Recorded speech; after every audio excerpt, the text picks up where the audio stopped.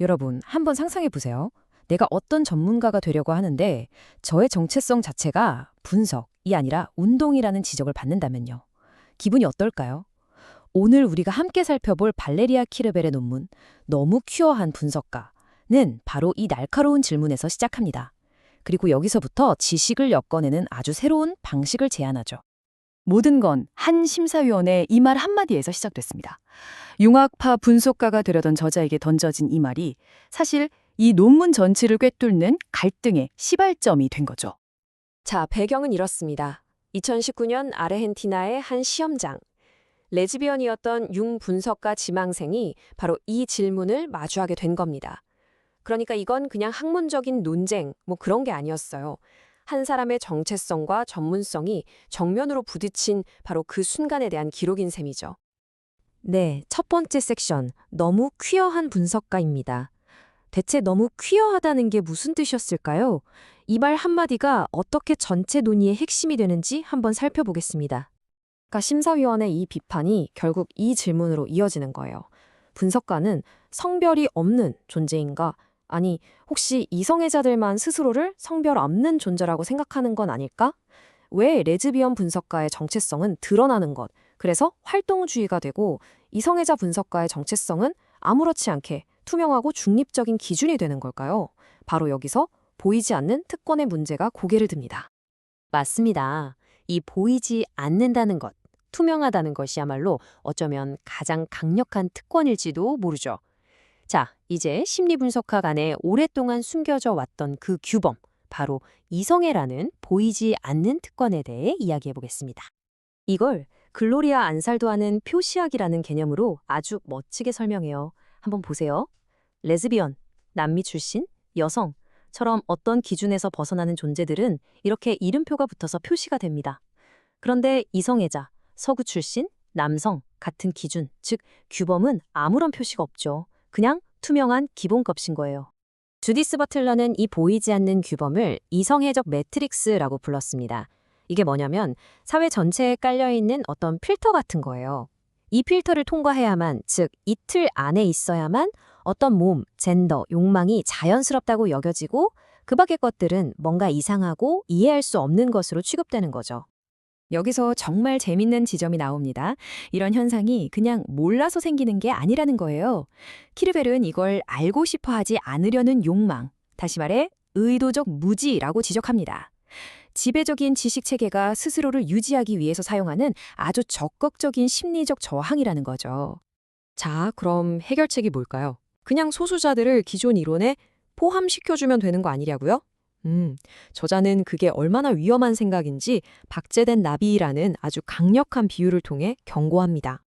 그러니까 기존의 낡은 틀은 그대로 둔 채 거기에 새로운 정체성을 그냥 추가만 하는 건 마치 나비를 핀으로 고정해서 박제하는 것과 같다는 거예요. 보기엔 아름다울지 몰라도 그건 결국 움직이지 않은 시체일 뿐이죠. 이론이 진짜 살아 숨쉬게 하려면 이런 방식으로는 안 된다는 겁니다. 완전히 새로운 접근이 필요해요. 그렇다면 그 새로운 접근법이란 대체 뭘까요? 키르벨은 기존의 틀을 껴부수는 대신 엮기라는 아주 아름다운 은유를 통해서 지식을 만들고 관계를 맺는 새로운 방식을 우리에게 보여줍니다. 여기서 아주 유명한 작가 어슐러 르긴의 소설에 보자기 이론이 등장합니다. 뭐냐면 세상을 바꾸는 건 하나의 뾰족하고 영웅적인 창이 아니라 온갖 잡다한 것들을 담을 수 있는 가방이나 보자기라는 생각이에요. 하나의 거대 서사 대신 여러 작고 다양한 이야기에 주목하자는 거죠. 르퀸의 이 말이 정말 재치 있지 않나요? 영웅을 가방에 넣으면 그냥 감자처럼 보인다. 이 말 한마디로 영웅 중심 서사의 권위가 유쾌하게 무너져 내리죠. 이론도 마찬가지입니다. 하나의 절대적인 영웅 이론이 아니라 다양한 이야기라는 감자들을 넉넉하게 담을 수 있는 가방 같은 이론이 필요하다는 뜻이겠죠. 그래서 키르벨이 우리에게 새로운 지식의 도구들을 제안합니다. 첫 번째는 하나의 영웅 서사 대신 복잡하고 다양한 이야기를 담아내는 이야기 가방. 두 번째는 모든 것이 다 연결되어 있다는 막연한 말이 아니라 특정한 무언가가 다른 특정한 무언가와 연결된다는 걸 보여주는 실뜨기 놀이. 그리고 마지막으로 이 모든 걸 가능하게 하는 실천적인 행위, 바로 엮기 또는 직조입니다. 자, 그럼 이 새로운 도구들로 짜여진 삶과 존재의 방식은 대체 어떤 모습일까요? 그 핵심적인 세 가지 기둥을 한번 살펴보겠습니다. 첫 번째 기둥은 위치 지어진 지식입니다. 이건 뭐냐면 신처럼 모든 걸 다 아는 객관적인 관점 같은 건 없다는 거예요. 아르헨티나의 그 분석가처럼 우리의 지식은 언제나 우리가 서 있는 특정한 위치와 경험에서 비롯된 부분적인 지식일 수밖에 없다는 걸 인정하는 데서 시작합니다. 그리고 그 지식은 개인이 아니라 공동체에 기반하고요. 두 번째 기둥은 관계적 존재론입니다. 우리는 무슨 외딴 섬처럼 혼자 존재하는 게 아니라는 거죠. 거미줄처럼 서로 얽히고 설킨 관계 속에서만 비로소 존재할 수 있다는 생각입니다. 여기서 나라는 건 어떤 고정된 실체가 아니라 끊임없이 관계 맺는 과정 그 자체가 되는 셈이죠. 그리고 마지막 세 번째 기둥은 바로 협력적 방법론입니다. 지식이라는 게 어떤 천재 한 명이 골방에서 뚝딱 만들어내는 게 아니라는 거예요.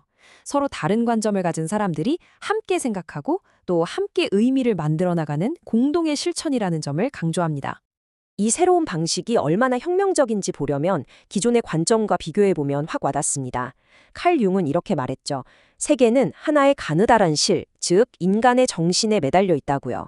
굉장히 개인 중심적인 시각이죠. 그런데 이걸 도나 해로웨이가 이렇게 뒤집습니다. 어쩌면 세계는 수많은 가는 실에 매달려 있고 우리가 함께 그것을 엮어나간다. 바로 이 지점이에요. 실이 하나가 아니라 수없이 많다는 것. 그리고 더 중요한 건 그걸 우리가 함께 엮어나간다는 거죠. 한 명의 정신에 의존하던 세계에서 여럿이 함께 세계를 만들어가는 직조로. 이 근본적인 관점의 전환이야말로 키르벨이 말하고 싶었던 핵심입니다. 자, 이 논문을 다 살펴본 지금 이 질문이 우리 모두에게 남는 것 같습니다. 과연 우리는 함께 어떤 지식을 엮어나갈 수 있을까요? 더 넓고 서로 연결된 세상을 만들어가기 위해 여러분과 저는 어떤 실을 꺼내어 함께 엮을 수 있을지 한번 생각해 보게 됩니다.